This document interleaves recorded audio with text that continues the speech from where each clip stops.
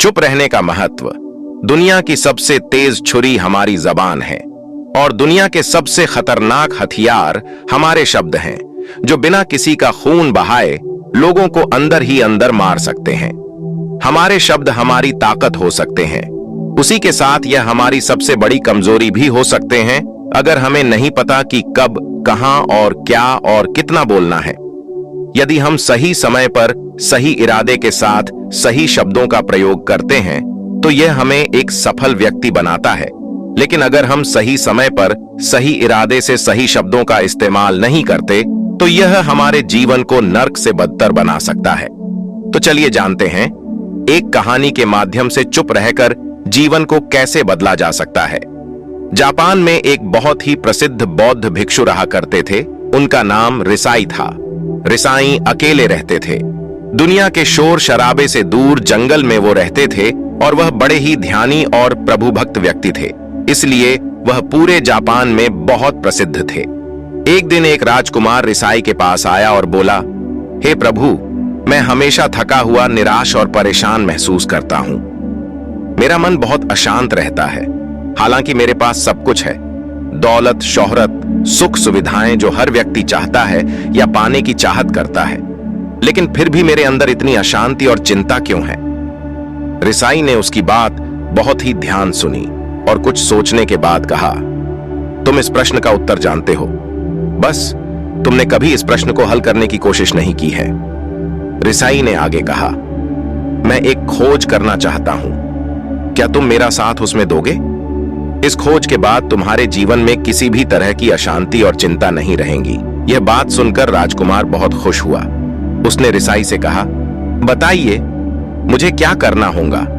अपने मन के शांति के लिए मैं कुछ भी करने को तैयार हूं। राजकुमार की बात सुनकर रिसाई ने कहा, तो फिर अगले 15 दिन तक मेरे आश्रम में रहोगे और एक सामान्य व्यक्ति की तरह अपना जीवन व्यक्तित्व करोगे और इन 15 दिनों में तुम अकेले और चुपचाप रहोगे, जितना हो सके कम बोलोगे।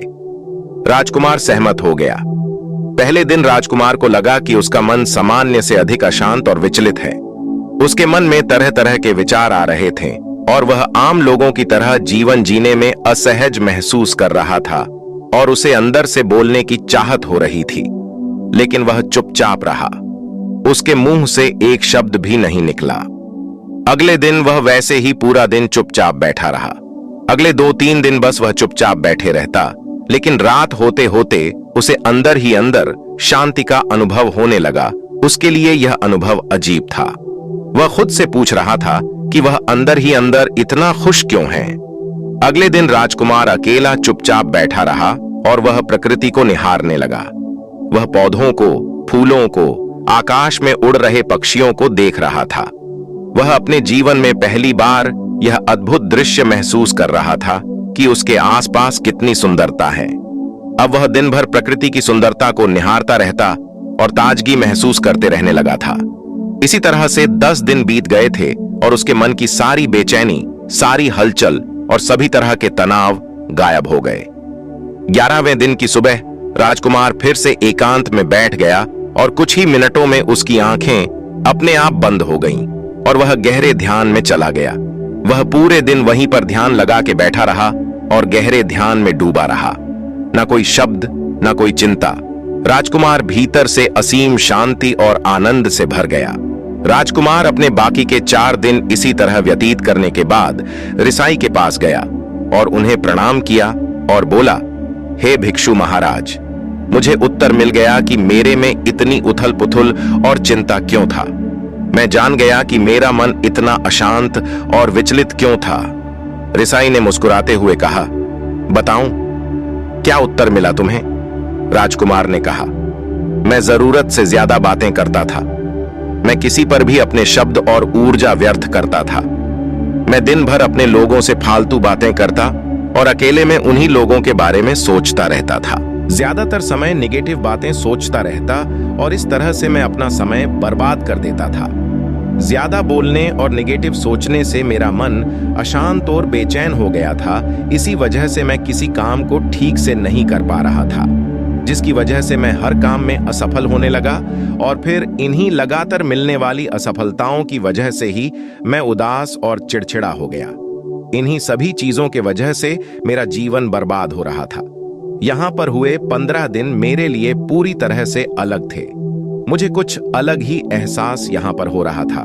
अब मुझे ऐसा लग रहा है मैं अपना जीवन पूरी तरह से जी रहा हूं, लेकिन इसके पहले मैं अपना जीवन गलत तरीके से जी रहा था। जीवन में खुद को जानना और समझना बहुत जरूरी होता है, जो मैंने पिछले 15 दिनों में अनुभव किया। राजकुमार की सारी बातें सुनने के बाद रिसाई ने कहा, सिर्फ तुम ही नहीं, दुनिया में ज्यादातर लोग जरूरत से अधिक बोलते हैं।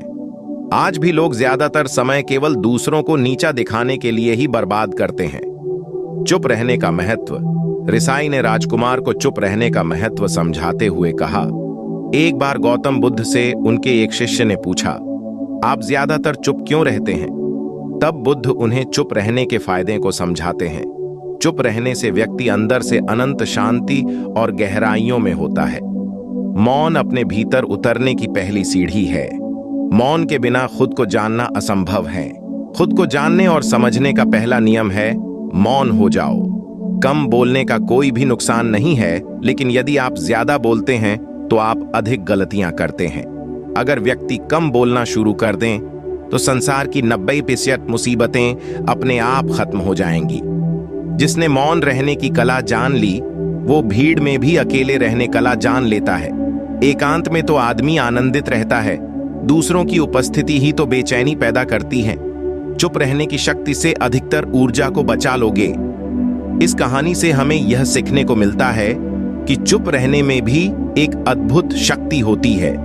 अगर हम सही समय पर सही शब्दों का प्रयोग करते हैं तो हम अपने जीवन को सकारात्मक दिशा में बदल सकते हैं। चुप रहने से हम अपने आत्मा की गहराइयों में जा सकते हैं और अंदर से शांति का अनुभव कर सकते हैं। इससे हम अपने विचारों और भावनाओं को साफ करके अपने जीवन को सकारात्मक बना सकते हैं। चुप रहने की कला हमें सीखनी चाहिए ताकि हम अपने शब्दों का सही इस्तेमाल करके अपने और दूसरों के जीवन को सुधार सकें।